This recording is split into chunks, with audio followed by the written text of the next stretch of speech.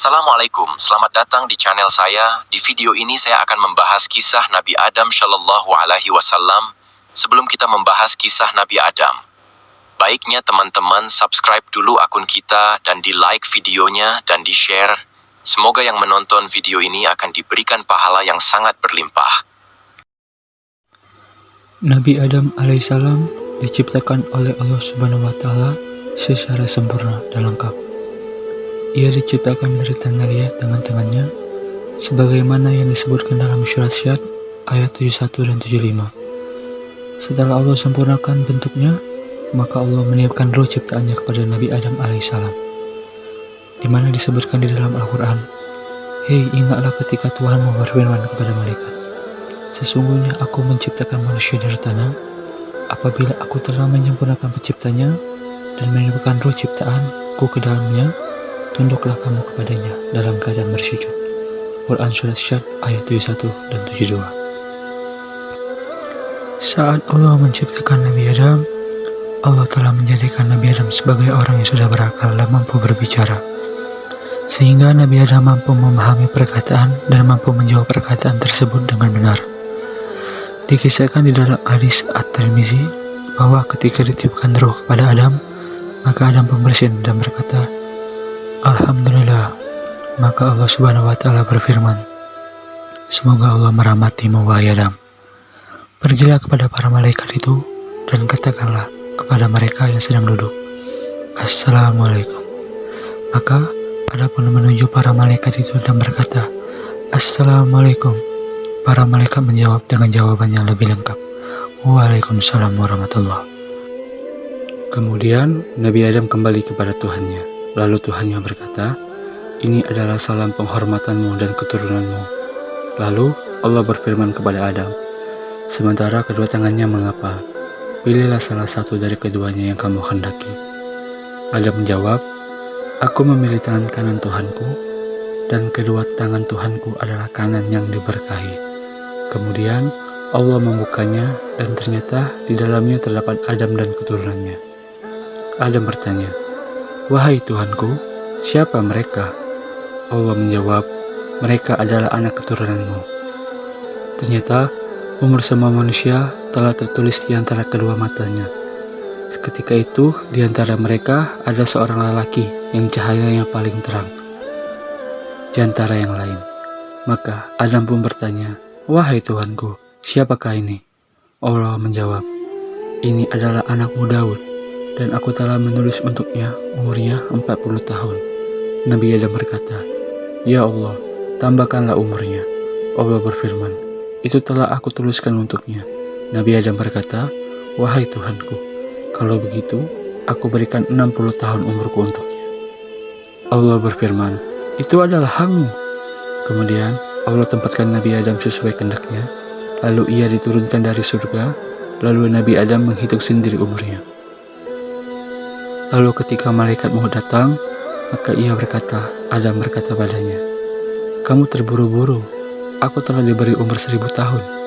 Malaikat menjawab, "Tidak, tetapi kamu telah memberikan 60 tahun umurmu kepada anakmu Daud." Lalu Nabi Adam mengingkari hal tersebut, maka anak cucunya pun juga terwarisi sifat mengingkari. Adam lupa dengan hal tersebut, maka anak cucunya pun juga terwarisi sifat lupa. Sejak saat itulah diperintahkan untuk menulis dan mengadakan persaksian. Dikisahkan pula di dalam sebuah hadis yang diriwayatkan oleh Imam At-Tirmizi bahwa ketika Allah Subhanahu wa Ta'ala menciptakan Nabi Adam, maka diusaplah punggung Nabi Adam alaihissalam. Dari punggung itu kemudian berjatuhlah seluruh jiwa yang akan menjadi keturunannya kelak hingga hari kiamat. Lalu Allah menjadikan kilauan cahaya di antara kedua mata masing-masing dari mereka. Setelah Allah Subhanahu wa Ta'ala menciptakan Nabi Adam secara sempurna, maka Allah Subhanahu wa Ta'ala mengajarkan kepada Nabi Adam semua nama benda. Dikisahkan di dalam Al-Quran yang berbunyi, Dia mengajarkan kepada Adam nama-nama benda seluruhnya. Menurut Ibnu Abbas, nama-nama yang Allah ajarkan kepada Nabi adalah semua nama-nama zat beserta gerakannya, baik yang kecil maupun yang besar. Semua nama-nama ini Allah ajarkan kepada Nabi Adam sebagai bekal untuk menjadi khalifah di bumi. Setelah Adam menguasai semua nama yang Allah ajarkan, selanjutnya Allah hendak memperlihatkan kemampuan Nabi Adam kepada para malaikat sebagai salah satu jawaban atas pertanyaan mereka sebelumnya. Maka Allah Subhanahu wa Ta'ala menunjukkan Adam di hadapan para malaikat dan berfirman kepada mereka, "Maha suci Engkau, tidak ada pengetahuan bagi kami selain yang telah Engkau ajarkan kepada kami. Sesungguhnya Engkaulah yang Maha mengetahui lagi Maha bijaksana." Menurut Hasan al-Basyari, ketika Allah hendak menciptakan Nabi Adam, para malaikat menyangka bahwa Allah tidak akan menciptakan makhluk, melainkan para malaikat lebih mengetahui daripada makhluk tersebut. Ternyata ketika malaikat itu diuji untuk menyebutkan nama-nama benda, Allah menunjukkan kepada mereka tidak mampu melakukan karena Allah tidak pernah mengajarkan nama-nama itu kepada mereka. Lalu Allah pun berfirman kepada Nabi Adam, "Wahai Adam, beritahukanlah kepada mereka nama-nama benda itu." Nabi Adam pun mulai menyebutkan nama-nama benda itu satu persatu, sesuai dengan apa yang Allah ajarkan kepadanya. Nabi Adam menyebutkan nama-nama benda tersebut, maka Allah berfirman kepada para malaikat, "Bukankah telah kukatakan kepadamu bahwa aku mengetahui rahasia langit dan bumi, dan aku mengetahui apa yang kamu nyatakan dan apa yang kamu selalu sembunyikan." Allah Subhanahu wa Ta'ala memberikan banyak kemuliaan kepada Nabi Adam alaihissalam. Ia diciptakan dengan tangannya, ditiupkannya roh ciptaannya kepadanya, dan juga diajarkan oleh Allah tentang segala sesuatu. Kemuliaan berikutnya, ya Allah, berikanlah kepada Nabi Adam adalah diperintahkannya para malaikat untuk memberikan sujud penghormatan kepada Nabi Adam. Allah Subhanahu wa Ta'ala berfirman, "Bersujudlah kamu kepada Adam." Quran Surat Al-A'raf ayat 11. Saat Allah perintahkan kepada para malaikat untuk sujud kepada Adam, mereka pun semua sujud. Namun, ada satu di antara mereka yang tidak mau sujud kepada Nabi Adam karena sombong, yaitu Iblis. Iblis adalah makhluk dari bangsa jin. Ia diciptakan dari api, sedangkan malaikat Allah ciptakan dari cahaya. Walaupun Iblis ini bukan dari golongan malaikat, namun ia tetap harus mematuhi perintah Allah, karena ia juga tinggal bersama para malaikat. Melihat Iblis tidak mau bersujud kepada Nabi Adam, Allah Subhanahu wa Ta'ala pun bertanya kepada Iblis, "Apakah yang menghalangimu sehingga kamu tidak mau bersujud ketika aku menyuruhmu?" Maka Iblis pun menjawab, "Aku lebih baik daripada dia. Engkau menciptakanku dari api, sedangkan dia engkau ciptakan dari tanah." Terlihat dari jawaban yang dikemukakan oleh Iblis, kita bisa mengetahui bahwa Iblis telah melakukan sebuah analogi. Al-Hasan al-Basyari mengatakan, Iblis telah menanalogikan sesuatu, dan ialah yang pertama kali melakukan analogi. Namun, analogi Iblis ini bukanlah analogi yang benar. Ia menganggap bahwa sesuatu yang tercipta dari tanah lebih hina dibandingkan sesuatu yang tercipta dari api. Padahal, apabila kita bandingkan, sesungguhnya tanah itu lebih baik dan lebih bermanfaat daripada api. Tanah mengandung kelembutan, kelenturan, ketenangan, dan perkembangan. Sementara api mengandung unsur kekerasan, kecepatan, dan membakar. Selain itu, Nabi Adam juga telah dimuliakan oleh Allah. Oleh karena itulah, Allah Subhanahu wa Ta'ala memerintahkan kepada malaikat untuk bersujud kepada Nabi Adam alaihissalam. Akhirnya, Allah Subhanahu wa Ta'ala mengusir iblis dari surga dan melaknatnya hingga hari kiamat. Allah Subhanahu wa Ta'ala berkata kepada iblis, "Turunlah kamu dari surga, karena kamu tidak sepatutnya menyombongkan diri di dalamnya. Keluarlah, sesungguhnya kamu termasuk makhluk yang hina." Quran Surat Al-A'raf ayat 13. Dalam ayat yang lain juga disebutkan, "Keluarlah darinya," maksudnya surga, "karena sesungguhnya kamu terkutuk. Sesungguhnya kamu terlaknat sampai hari kiamat."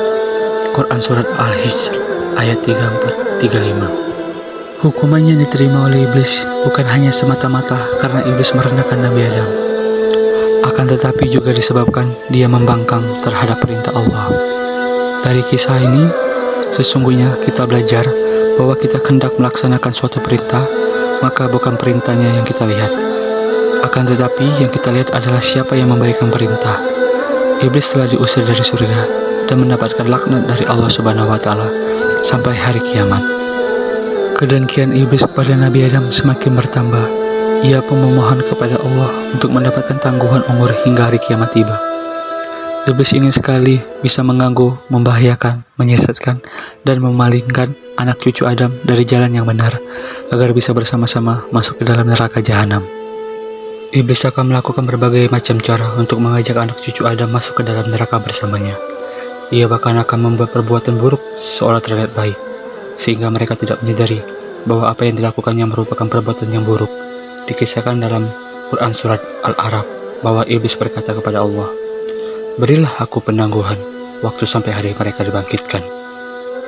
Maka Allah berfirman, "Sesungguhnya kamu termasuk mereka yang diberi penangguhan waktu." Iblis pun bersumpah kepada Allah, "Karena engkaulah telah menyesatkan aku, pasti aku akan selalu menghalangi mereka dari jalanmu yang lurus. Kemudian, pasti aku akan mendatangi mereka dari depan, dari belakang, dari kanan, dan dari kiri mereka. Engkau tidak akan mendapati kebanyakan mereka bersyukur." Allah Subhanahu wa Ta'ala berfirman, "Keluarlah kamu darinya dalam keadaan terhina dan terusir. Sungguh, siapapun di antara mereka yang mengikutimu pasti akan aku isi di neraka jahanam dengan kamu semua." Setelah Allah Subhanahu wa Ta'ala mengeluarkan iblis dari surga, Allah kembali kepada Nabi Adam alaihissalam. Melihat Nabi Adam berjalan-jalan sendiri di surga, maka Allah pun hendak menciptakan teman untuk Nabi Adam di surga. Suatu ketika, Nabi Adam ditimpa rasa kantuk, kemudian ia tertidur. Ketika ia tertidur, Allah mengambil tulang rusuk Nabi Adam yang paling pendek dan paling bengkok. Lalu dijadikannya istri dari tulang rusuk tersebut. Disebutkan dalam sebuah riwayat bahwa Allah Subhanahu wa Ta'ala telah mengeluarkan iblis dari surga dan menyuruh Nabi Adam untuk tinggal di surga. Lalu Adam pun berjalan-jalan sendiri di surga tanpa seorang istri yang menemaninya. Kemudian ia tertidur sejenak, lalu terbangun. Tiba-tiba di dekat kepalanya duduklah seorang wanita yang diciptakan oleh Allah dari tulang rusuknya. Maka Adam bertanya padanya, "Siapa kamu?" Wanita itu menjawab, "Aku adalah seorang wanita." Adam bertanya, "Mengapa engkau diciptakan?" Wanita itu menjawab, "Agar kamu merasa tenang denganku." Maka para malaikat bertanya kepada Adam, "Siapakah namanya wahai Adam?" Adam menjawab, "Hawa." Malaikat bertanya kembali, "Mengapa dinamakan Hawa?" Adam menjawab, "Karena ia diciptakan dari sesuatu yang hidup."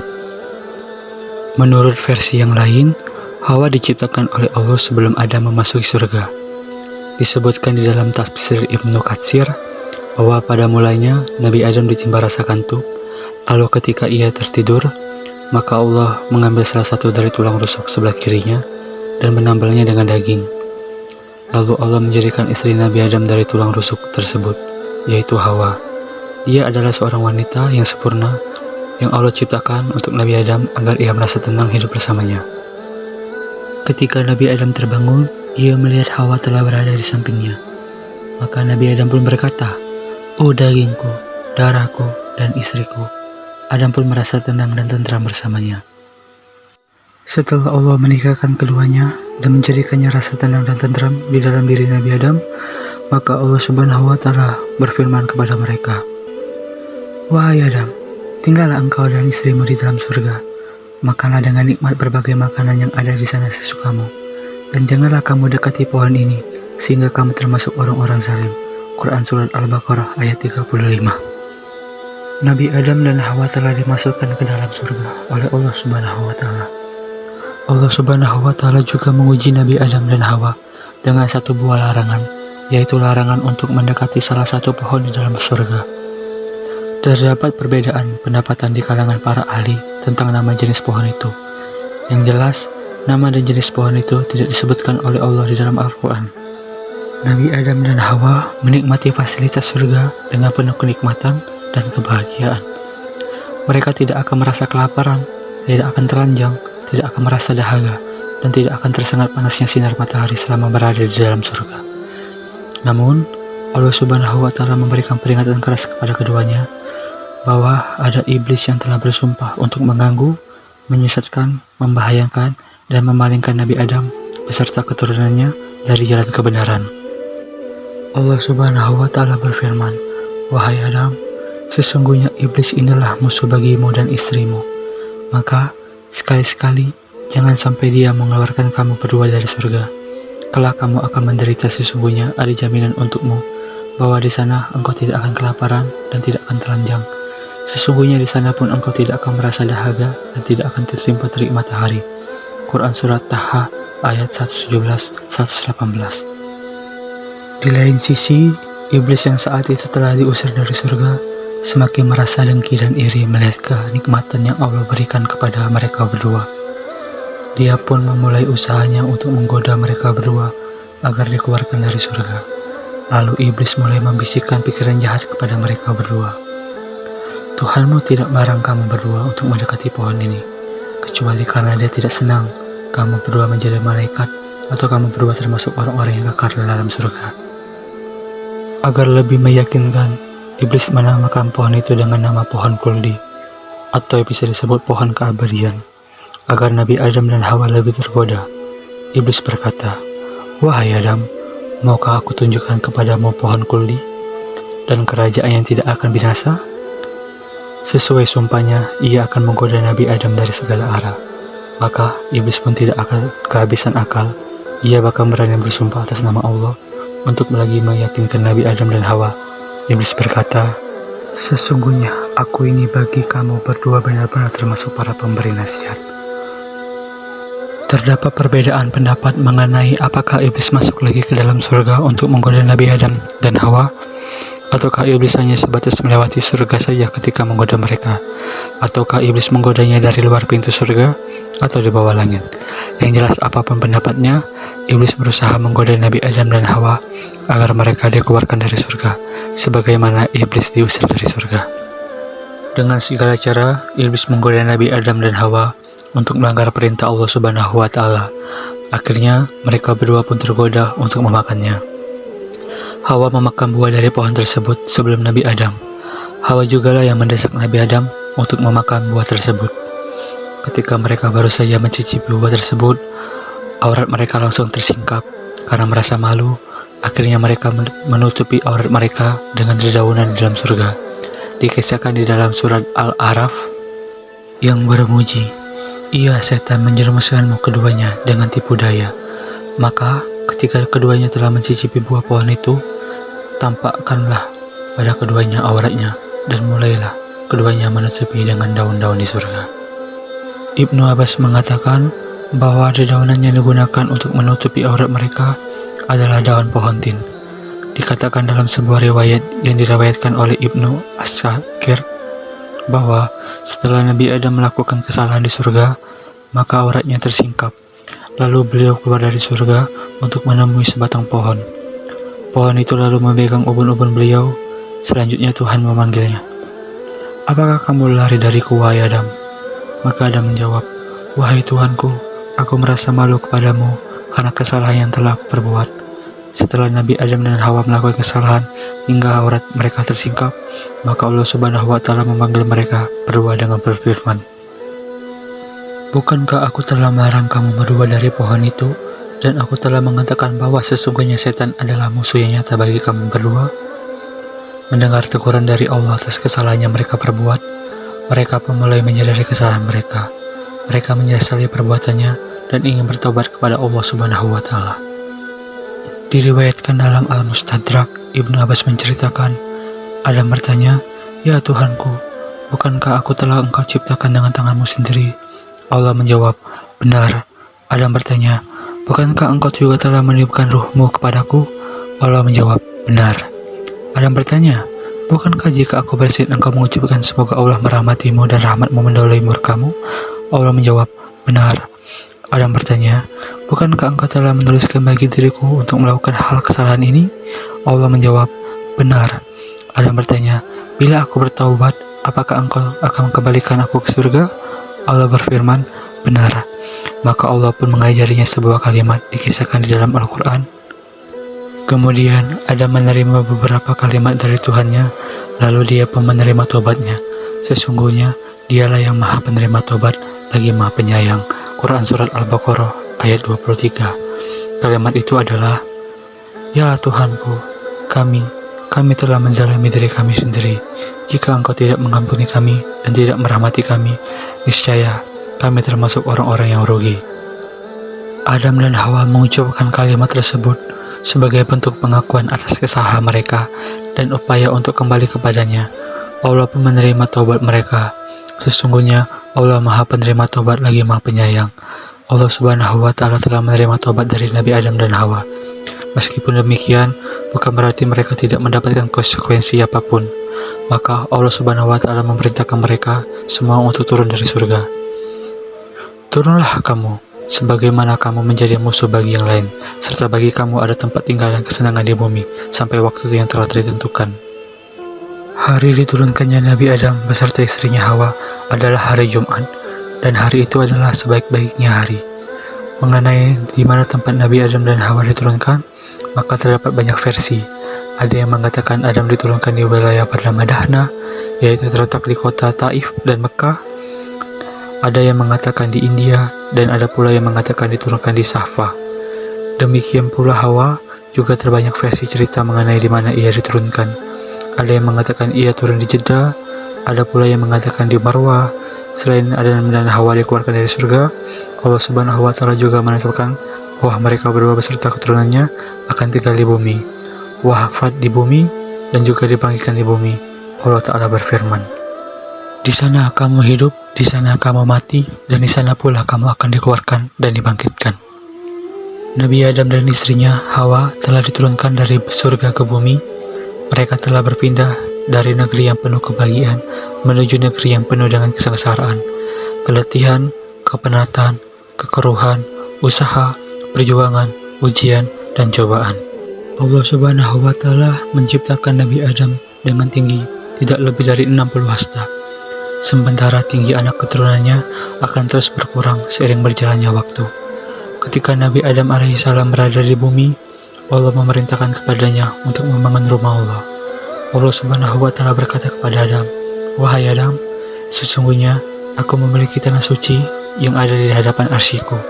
Pergilah ke tempat itu dan bangunlah sebuah rumah untukku. Lalu bertawaflah kamu di rumah tersebut seperti para malaikat bertawaf di arsy-Ku." Kemudian Allah mengutus satu malaikat kepada Adam untuk menunjukkan tempat tersebut dan mengajarkan cara manasik. Disebutkan pula bahwa setiap jejak kaki Nabi Adam kelak akan menjadi suatu negeri di kemudian hari. Makanan yang pertama kali dimakan oleh Nabi Adam di bumi adalah makanan yang dibawa oleh Jibril, yaitu 7 biji gandum. Nabi Adam bertanya, "Apa ini?" Jibril menjawab, "Ini berasal dari pohon terlarang yang dulu engkau dilarang untuk memakannya, tetapi engkau tetap memakannya." Adam bertanya, "Lalu apa yang harus aku perbuat dengan ke-7 biji gandum ini?" Jibril menjawab, "Tanamlah biji tersebut di tanah."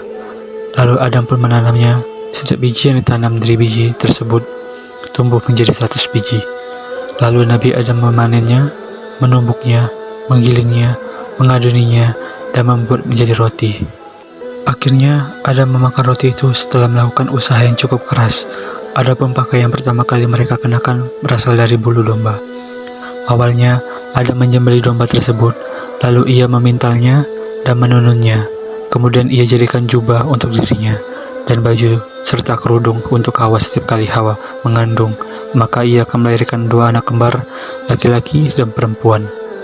Adam memerintahkan untuk menikahkan anak laki-lakinya dengan putrinya dari kembaran anak laki-laki yang lain, dan seterusnya. Adapun menikah dengan saudara kembarnya sendiri tidak diperbolehkan pada saat itu. Para ulama berbeda pendapat, apakah Nabi Adam dan Hawa sudah memiliki anak ketika mereka di surga? Ada yang berpendapat bahwa Adam dan Hawanya memiliki anak ketika di bumi.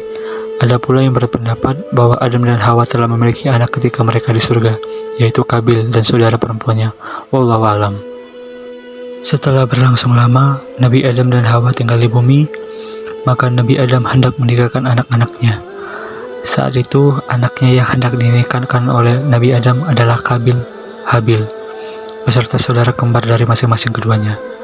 Habil hendak menikahi saudara perempuan Kabil yang lebih cantik, sementara Kabil tidak menerima dan hendak menjadikan saudara perempuannya itu sebagai istri untuk dirinya sendiri. Nabi Adam memerintahkan Kabil untuk menikahkan saudara perempuannya kepada Habil, namun Qabil menolak. Lalu Nabi Adam memerintahkan Qabil dan Habil untuk berkorban. Sementara Nabi Adam pergi ke Mekah untuk menunaikan ibadah haji. Adam meminta langit untuk menjaga keluarganya, namun langit menolak. Lalu Nabi Adam meminta bumi dan gunung untuk menjaganya, namun juga menolak. Akhirnya Qabil menerima untuk menjaga keluarganya. Lalu mereka berdua pun pergi berkorban dengan membawa korbannya masing-masing. Habil berkorban dengan seekor kambing yang gemuk, karena ia adalah seorang peternak. Sedangkan Qabil berkorban dengan hasil pertanian yang sangat jelek. Setelah mereka mempersembahkan korban masing-masing, maka tiba-tiba api dari atas menyambar korban milik Habil. Ini bertanda bahwa korban Habil diterima, sementara korban Qabil sama sekali tidak disambar oleh api. Ini bertanda korban milik Qabil ditolak. Melihat korban miliknya tidak diterima, sementara korban Habil diterima, maka Qabil pun marah dan berkata, "Aku akan membunuhmu agar kamu tidak jadi menikah dengan saudara kembar perempuanku." Habil menjawab, "Sesungguhnya Allah menerima korban dari orang-orang yang bertakwa." Dalam versi cerita yang lain dikisahkan bahwa Nabi Adam merasa gembira dengan korban kedua anaknya tersebut dan merasa senang dengan diterimanya korban Habil, sementara korban Qabil tidak diterima. Qabil berkata kepada Nabi Adam, "Allah menerima korbannya karena engkau mendoakannya dan tidak mendoakan aku." Padahal Nabi Adam mendoakan kedua bersaudara tersebut. Pada suatu malam, Habil pulang terlambat dari menggembala. Maka Adam meminta Qabil untuk mencari tahu mengapa ia terlambat pulang. Ketika Qabil berangkat dan bertemu Habil, maka ia mengabarkan kepada Habil, "Korbanmu diterima, sedangkan korbanku tidak diterima." Maka Habil menjawab, "Allah hanya menerima korban dari orang-orang yang bertakwa." Mendengar jawaban tersebut, Qabil murka. Akhirnya ia memukul Habil dengan besi yang ia bawa hingga terbunuh. Pada cerita versi yang lain, ada yang mengatakan bahwa Qabil membunuh Habil dengan batu yang dipukulkan di kepala Habil yang sedang tertidur. Ada pula versi yang lain mengatakan bahwa Qabil mencekik Habil dengan keras dan menggigitnya seperti yang dilakukan binatang buas hingga Habil meninggal dunia. Wallahu a'lam. Setelah Qabil membunuh Habil, maka ia membawa di atas pundaknya selama 1 tahun. Versi lain ada yang mengatakan 100 tahun. Hingga akhirnya Allah mengirim 2 ekor gagak yang bersaudara. Kedua burung gagak tersebut bertarung dan salah satu burung tersebut membunuh yang lain. Setelah ia membunuhnya, lalu ia turun ke bumi, menggali tanah, dan melemparkannya serta mengubur dan menimbunnya ke dalam tanah. Ketika Qabil melihat burung tersebut, maka ia berkata, "Duh, celaka aku. Kenapa aku tidak memperbuat seperti burung gagak ini, agar aku bisa mengubur mayat saudaraku ini?" Lalu ia pun melakukan seperti apa yang dilakukan oleh burung gagak tadi. Ia mulai menggali tanah dan menguburkan mayat saudaranya ke dalam tanah. Mendengar kabar kematian Habil, Nabi Adam pun bersedih, maka Allah Subhanahu wa Ta'ala memberi kepadanya anak yang bernama Syits. Syits artinya adalah pemberian Allah. Nabi Adam dan Hawa memberi nama Syits karena ia terlahir setelah terbunuhnya Habil. Telah dituliskan bagi Nabi Adam baginya umur 1000 tahun. Ketika Adam akan meninggal dunia, maka ia berpesan kepada anaknya Syits. Adam mengajarkan kepadanya waktu siang dan malam, serta mengajarinya ibadah di waktu itu. Adam juga memberitahu kepadanya bahwa akan terjadi topan setelah itu. Ketika Nabi Adam menghadapi sakaratul maut, maka ia berkata kepada anak-anaknya, "Wahai anak-anakku, aku sangat ingin sekali mencicipi buah surga." Maka mereka mulai pergi mencari buah surga untuk ayahnya. Tiba-tiba mereka bertemu dengan para malaikat, yang saat itu mereka membawa kain kafan dan kapas yang dibubuhi minyak wangi untuk Nabi Adam, kapak, sekop, dan jangkul. Para malaikat tersebut berkata kepada anak-anak Adam, "Wahai anak-anak Adam, apa yang kalian cari? Apa yang kalian mau? Mau kemana kalian pergi?" Mereka menjawab, "Bapak kami sakit, dia ingin makan buah dari surga." Para malaikat berkata, "Pulanglah, karena ajal bapak kalian telah tiba." Beberapa saat kemudian, para malaikat sampai. Hawa yang melihat dan mengenali mereka langsung berlindung kepada Nabi Adam. Adam berkata kepada Hawa, "Menjauhlah dariku, aku pernah melakukan kesalahan karenamu. Biarkan aku dengan para malaikat Tuhanku itu." Lalu para malaikat mulai mencabut nyawanya, memandikannya, mengkafaninya, memberinya wewangian, menyiapkan kuburnya, membuat liang lahat di kuburnya, dan mensolatinya. Kemudian mereka masuk ke kuburnya dan meletakkan Nabi Adam di dalamnya. Lalu mereka meletakkan bata di atasnya. Lalu mereka keluar dari kubur. Mereka menimbunnya dengan batu.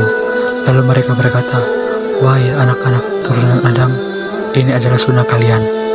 Pada saat Nabi Adam wafat, matahari dan bulan sempat mengalami gerhana selama 7 hari, 7 malam. Selang 1 tahun, Nabi Adam meninggal dunia, maka Hawa pun juga meninggal dunia. kasih teman-teman kepada kalian yang sudah menonton video ini. Apabila ada masukan bisa kalian komen.